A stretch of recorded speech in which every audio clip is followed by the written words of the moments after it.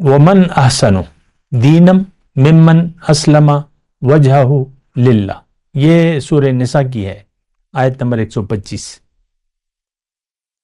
اللہ تعالیٰ نے فرمایا کہ اس شخص سے بہتر دین کس کا ہے، یعنی اس کا دین سب سے بہتر ہے جو اللہ کے حکم کے سامنے سر جھکا دے اور مخلص ہو، محسن مخلص ہو، واتبع ملت ابراہیم حنیفہ، اور یکسو ہو کر ابراہیم علیہ السلام کے طریقے کی پیروی کرے۔ پھر وہ دوسری ہے سورہ بقرہ کی آیت نمبر 112،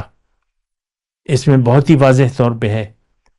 مضمون سارا، بلا من اسلم وجہہ للہ،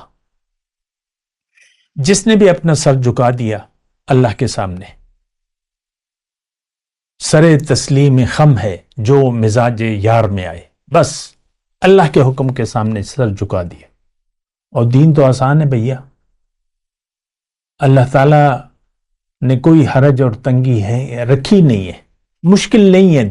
دین آسان ہے، لیکن اگر آپ کی نیت خراب ہو گئی دنیا میں زندگی گزارنے کی، پھر دین آپ کے لیے، دین پر عمل کرنا آپ کے لیے ناممکن ہے، مشکل نہیں ناممکن ہے۔ پھر آپ جو بھی کریں گے دین کے نام پر، وہ اس کا کوئی نتیجہ نہیں ہوگا، کوئی حاصل وصول نہیں ہوگا، کیونکہ آپ کی نیت خراب ہوگی۔